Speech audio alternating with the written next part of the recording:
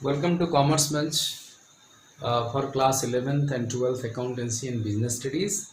And today's discussion will be on forfeiture of shares, share capital forfeiture of shares, and one problem will be solved which is involving and oversubscription and that is pro rata allotment in three categories you can say. So let us take one problem like this. You see, Khyati Limited issued a prospectus inviting applications for 80,000 equity shares of 10 each payable as follows. Okay, two on applications, two on allotment, two on first call, and three on final call. Applications were received for 1,20,000 equity shares, and it was decided to adjust the excess amount, received on account of oversubscription till allotment only. Hence, allotment was made as under to the applicants for 20,000 shares. Applicants for 20,000 shares have been allotted in full, that is 20,000. Then applicants for 40,000 shares will be allotted 10,000 shares, and third, to applicants for 60,000 shares it will be 50,000 shares. Now allotment was made and all the shareholders except one, that is Tamanna, who had applied for 2400 shares out of the group 3 could not pay the allotment, and her shares were forfeited immediately after the allotment. Then another shareholder, Chaya, who was allotted 500 shares out of group 2, failed to pay the first call. 50% of the Tamanna shares were reissued to Satnam as rupees 7 paid off for payment of rupees 9 per share. So you have to pass the necessary journal entries by opening the calls in arrears account and calls in advance account wherever necessary. So here you see that it is a case of oversubscription. You can see 80,000 shares have been invited, but we have received applications for that is 1,20,000 shares. 20,000 shares. Now it is a multiple cases problems. You can see that यहाँ ज़्यादा हमने applications receive किया है, pro rata allotment हो रहे हैं, और pro rata allotment जब होता है, और यहाँ पर एक चीज़ है कि अलॉटमेंट का जो पैसा है, ओवर सब्सक्रिप्शन जब भी होता है उसका एडिशनल पैसा जो हम एक्स्ट्रा एप्लीकेशंस मनी जो रिसीव करते हैं उसका ट्रीटमेंट कैसे करना है. एक तो ओवर सब्सक्रिप्शन का अलॉटमेंट हमको पता चल गया कि कितना कितना देना है, ये क्लियरली मेंशन है. अब वो पैसे को हम कैसे ये करेंगे, दैट इज एडजस्ट करेंगे. तो क्वेश्चन के हिसाब से हमको मूव करना है. दैट इज क्वेश्चन ये कह रहा है कि ओनली अलॉटमेंट तक सीमित रहेगा. अगर ऐसा नहीं कहता तो भी अलॉटमेंट तक होता, लेकिन यहाँ कह दिया है और आगे हमको नहीं जाना है. तो सबसे पहले हमको एक टेबल एनालिसिस, टेबल अब एक निकालेंगे जिसमें दैट इज हम क्लियर हो जाएंगे कि कितना पैसा कहाँ पर एडजस्ट हुआ है. And this is very much helpful when we solve the problem of forfeiture and reissue of the shares when pro rata allotment is there. So you see, अब ये जो है ये वर्किंग पे हम कर सकते हैं. So first category you can see that 20,000 shares and they have been allotted 20,000 shares. That means in full कह रहा है, तो 20 को 20 मिला है. That means no additional that is no extra application money you have received, and adjustment on allotment also nil, and refund is also nil. There is nothing. So इनको full मिला है. Number 2, second category you can see that 40,000 shares जो है applicants जो हैं उनको सिर्फ 10,000 मिला है. That means here it is a large amount of money has been received from the applications part. और application में 30,000 into 2 that is 60,000 हमने यहाँ पर extra application money कितना हुआ, 60,000 हो गया. लेकिन हमको यहाँ पर क्या है, allotted shares only 10 है. तो डेफिनेटली 10,000 आपका 10,000 शेयर्स अलॉटेड है, तो एप्लीकेशन मनी सिर्फ यहाँ पर 30,000 एडजस्ट होगा। अलॉटमेंट में 30,000 एडजस्ट होगा उसका ठीक है ना। और हम क्या करेंगे यहाँ पर 30 × 2 हम रिसीव किए हैं, तो 10,000 यहाँ पर अलॉटेड है, 10,000 × 3 अलॉटमेंट यहाँ पर 30,000 एडजस्ट होगा। बाकी पैसा रिफंड करना है, क्योंकि क्वेश्चन में कह दिया है कि आपको सिर्फ और सिर्फ अलॉटमेंट में ही उसको एडजस्ट करना है। तो definitely after adjusting 30 you are going to refund another 30,000। Next that is third category. Third category में देखिए 60,000 एप्लीकेंट्स हैं और 60,000 को 50,000 दैट इज 50,000 अलॉटेड हुआ शेयर्स, और 50,000 अलॉटेड होने से क्या हो जाएगा, ये 1,000 यहाँ पर क्या है दैट इज 10,000 ये होगा, 10,000 × 2 that is 20,000 extra applications money. और यहाँ पर 20,000 हमारा जो है दैट इज व्हाट वी से it is extra applications money, यहाँ पर आपका हो जाएगा 10,000 × 2 दैट इज 20,000, और यहाँ पर 10,000 × 2 पूरे के पूरे आ जाएंगे, क्योंकि यहाँ तो ज़्यादा हो रहा है ना अलॉटमेंट में एडजस्ट। अलॉटमेंट में अगर आप देखेंगे तो ये हो जाएगा, तो हमको ये 10,000 × 2 नहीं लिखने से भी चलेगा, पूरे के पूरे आ जाएंगे, क्योंकि अगर हम 50,000 × 3 करते हैं तो 1.5 लाख हो रहा है, तो ये पूरे पैसे इसमें आ जाएंगे। तो इसीलिए ये नील यहाँ पर और रिफंड के लिए कोई पैसा नहीं बचेगा। ओके, क्लियर हो गया। अब ये ध्यान देना है आपको, जब एंट्रीज करेंगे तो 1 बाय 1 एक एक स्टेज के लिए, दैट इज एप्लीकेशंस में 2 स्टेज होंगे, एक पैसा रिसीव करने का, एक ड्यू कराने का। फिर अलॉटमेंट में आपका 2 स्टेज आ जाएगा, एक ड्यू का, एक अलॉटमेंट पैसा रिसीव करने का, मनी रिसीव। देन फिर आ जाएगा आपका इमीडिएटली यहाँ पर फॉरफीचर हो रहा है। ओके, तो you can see that first of all आपको एप्लीकेशन सबसे पहले यहाँ पर ध्यान देना है कि आपने इन्वाइट किया है कितना और आपने अलॉट कितना किया है, that is very important thing. तो कभी कभी गलती में क्या होता है, हम लोग अप्लाइड वाला को मल्टीप्लाई कर देते हैं, दैट इज वहां पर हम अप्लाइड वाला में एप्लीकेशंस को मल्टीप्लाई करेंगे, लेकिन ड्यू के टाइम में हम क्या करेंगे, जो हम एक्चुअली में दैट इज अलॉटमेंट किए हुए हैं।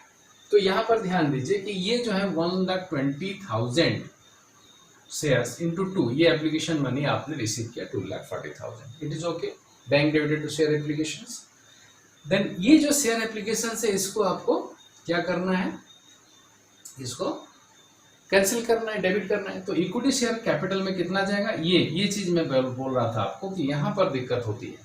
That means when you are not that is reading it the questions properly, then you may face problems here. Okay, तो इसको ध्यान देना है कि आपको कितना अलॉटमेंट करना है। तो अलॉटमेंट के हिसाब से आपका शेयर कैपिटल जाएगा, that is 80,000 × 2 that is 1,60,000। Okay, clear हो गया। अब इक्विटी शेयर अलॉटमेंट, अब आप देखिए यहाँ पर जो ओवर सब्स्टिट्यूशन केसेस में क्या होता है कि हम लोग जितना अलॉटमेंट में दिए हैं उसको तो लेना पड़ेगा यहाँ पर। अब हमने अलॉटमेंट में क्या किया, second category and third category, ये 50,000 जो है ये यहाँ पर आ गया, दैट इज हमने अलॉटमेंट में ट्रांसफर कर दिए, एडजस्टमेंट कर दिए। अब क्या है, बाकी जो रिफंड है, ये रिफंड आप देख रहे हैं यहाँ पर रिफंड है, ये एकदम क्लियर हो जाता है when you prepare this analysis table. तो you can say that this is analysis table, आप कह सकते हैं इसको analysis table. Okay, for the pro rata allotment, है ना। इसके बाद क्या करना है, अब ये आपका फर्स्ट फेज खत्म हो गया। दूसरा फेज जो है आपका अलॉटमेंट आता है। अलॉटमेंट स्टेज में ड्यू एंट्रीज फर्स्ट होता है, you know that equity share allotment account यहाँ पर आ गया, how much it is, and here it is a case there is no premium here at the time of original issue, there is no premium, ये at par वाला केस है। तो आपको क्या करना है, यहाँ इक्विटी शेयर अलॉटमेंट आपने यहाँ पर कितने शेयर से 80,000 आपने अलॉट किया। देखिए ये जानकारी के लिए हमने लिखा है 80,000 × 3, आप लिख सकते हैं, नहीं भी लिख सकते, बट लिख देने से यहाँ दैट इज क्लियर हो जाता है। 80,000 × 3 दैट इज 2,40,000 आपका ड्यू एंट्री हो गया। अब इसमें ये सबसे इंपॉर्टेंट हो जाता है, ये जो है that is how much money, how much you have received in the stage of allotment.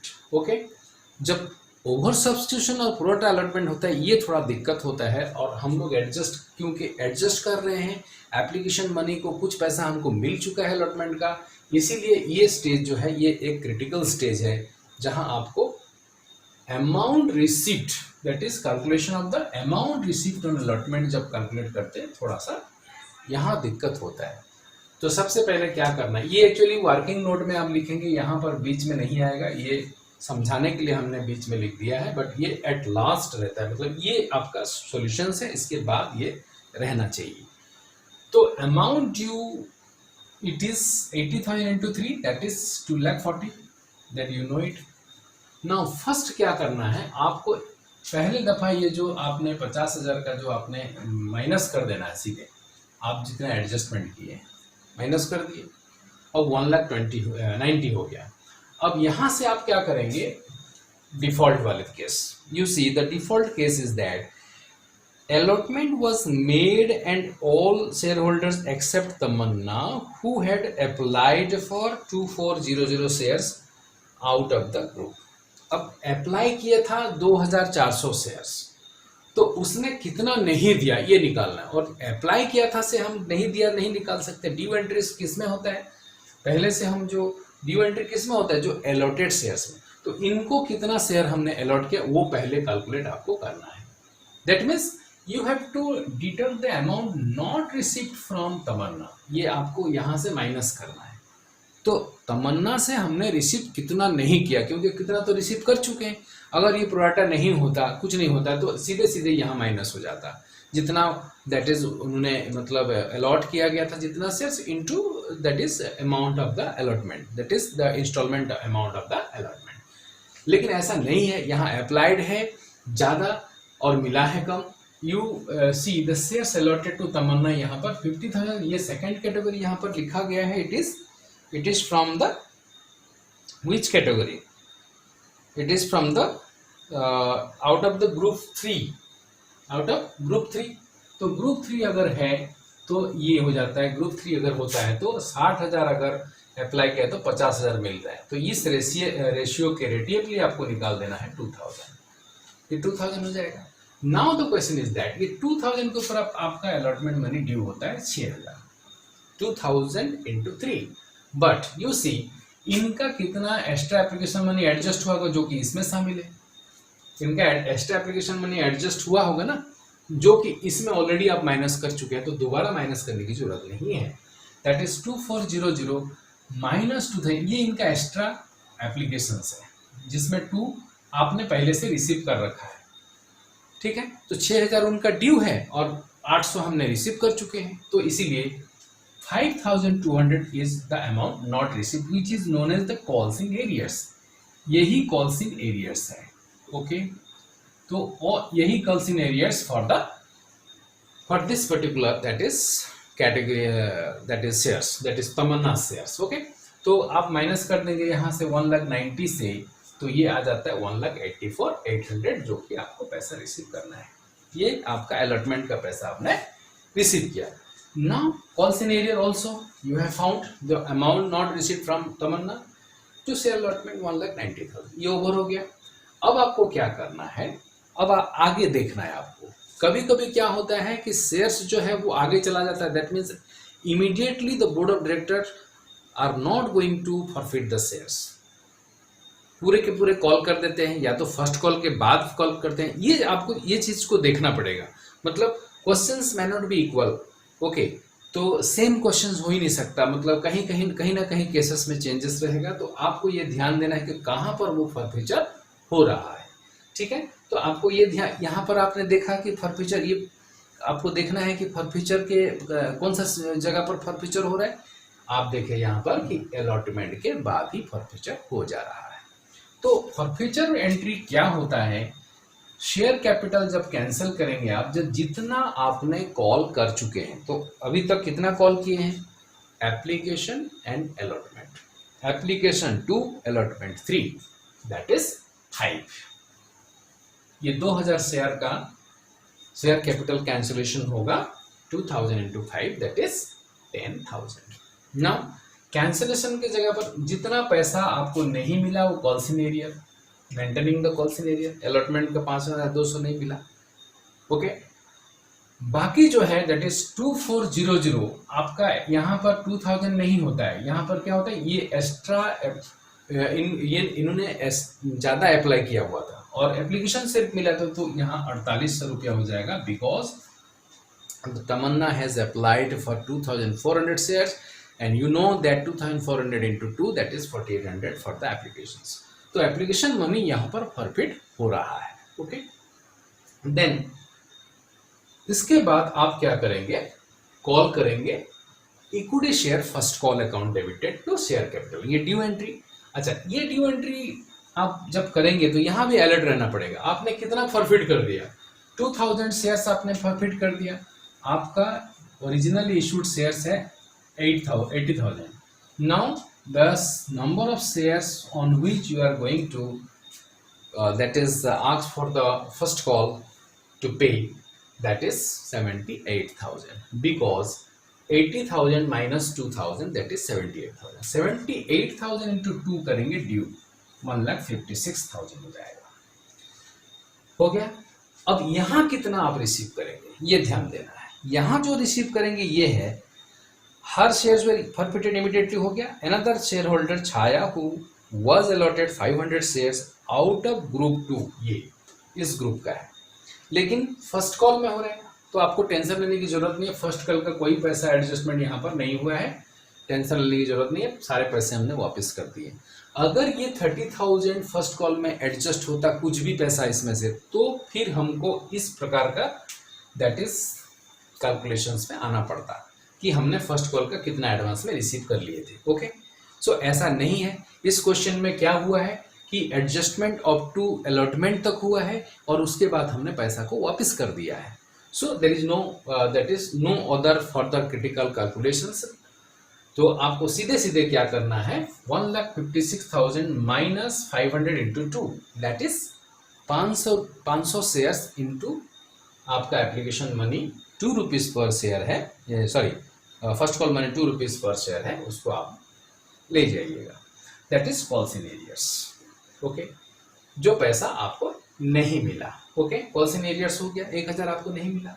Now कितना मिला, ओ सॉरी, आपको इसको क्या करना है, अब ये यहाँ पर ये नहीं मिला, यहाँ फॉरफिचर की बात वो किया ही नहीं, दैट इज तो fail to pay the first call खाली कह दिया। 50% of Tamanna shares were reissued to Satnam as 7 paid off for payment of 9%। यहाँ पर ध्यान दीजिए कि जब हम रीइश्यू कर रहे हैं तो आपका यहाँ पर बैंक अकाउंट डेबिटेड कितना हुआ, उसका 50% कह रहा है, तो 50% of the share 2,000 share not 2,400, 50% इसका कितना हो जाएगा 1/2, 50% मीन्स 1/2, 1,000 शेयर को आपको लेना है। 1,000 इंटू दैट इज 1,000 इंटू 9 रुपया में आपने रीइश्यू किया है 9,000। इक्विटी शेयर कैपिटल 7 रुपया होगा, बिकॉज यहाँ पर ऑलरेडी कह दिया है कि 7 paid up not fully paid up. Fully paid up अगर कहता तो यहाँ पर डिस्काउंट हो जाता है। It is not a case of discount because 7 paid up but issued at 9, that means issued at 9 means you are getting more money than the paid up। 7 paid up तो 2 rupees यहाँ पर premium आ गया, that is security premium reserve, ये आ जाएगा 2,000। 7,000 आपका capital में आ गया। Okay, clear हो गया। अब आपको ध्यान देना है कि लास्ट एंट्री इसको तो फॉरफिट किया नहीं, दैट मीन्स छाया शेयर को हमने फॉरफिट नहीं किया, और आपका फॉरफिटेड कैपिटल रिजर्व में कितना जाएगा। तो कैपिटल रिजर्व जब भी आप निकालेंगे ध्यान दीजिएगा कि how many shares have been forfeited and out of that how many have been reissued, उसी का प्रोपोर्शनेट जो अमाउंट है उसमें डिस्काउंट कुछ अगर यूज हुआ है तो उसको माइनस करना पड़ता है। आप तो देख रहे हैं यहाँ डिस्काउंट में हुआ ही नहीं, ये प्रीमियम में इशू हुआ है, तो इसीलिए एक ही काम बचा हुआ है कि 2,000 share instead of 2,000 shares they have reissued only 1,000 shares। तो 1,000 शेयर्स को उन्होंने रीइश्यू किया, तो 1,000 का आप निकालेंगे तो फॉरफिटेड अमाउंट जो है, forfeited amount for 1,000 shares of Tamanna, ये कितना हो जाएगा 48 मेरे ख्याल से यहाँ पर आपका that is 4800 divided by that is 2000 shares था इनटू 1000, तो ये कितना हो गया, that is you can see अगर हम ऐसा डिवाइड कर देंगे तो ये 2400 आ जाएगा, दैट इज ये 2400 फॉरफिटेड अमाउंट है जितना आपने रेशियो किया। अब इसमें डिस्काउंट में कुछ पैसा यूज हुआ है क्या, नो, तो इसीलिए क्या हो जाएगा, पूरे के पूरे forfeited amount on those 1000 shares will be transferred to the capital reserve because it is a capital gain. That means no discount is there at the time of reissue, means those portions that is forfeited shares will be transferred to the capital reserve for capital gains. Okay, तो ये हो गया आपका that is आपका पूरा ये questions का ब्यौरा है और क्वेश्चंस का सॉल्यूशंस ये है। तो in this way you have to move and सबसे इम्पॉर्टेंट है कि आप कंसेप्ट को क्लियर करके आप कॉन्सेप्ट क्लियर हो जाएंगे और उसके बाद जो है प्रॉब्लम को सॉल्व करिए, दैट विल बी बेटर। ठीक है, बाय हार्ट लर्न करिए, that will be better and you will that is face many types varieties of problems will be there. Okay, pro rata allotment, over substitution, okay, premium originally issued at premium, originally issued at par, ये originally issued at पार का है, फिर भी यहाँ पर कई सारे problems यहाँ पर आए। Okay, if any queries left then you can take the help of the comment box and put your comments. Okay, thank you very much.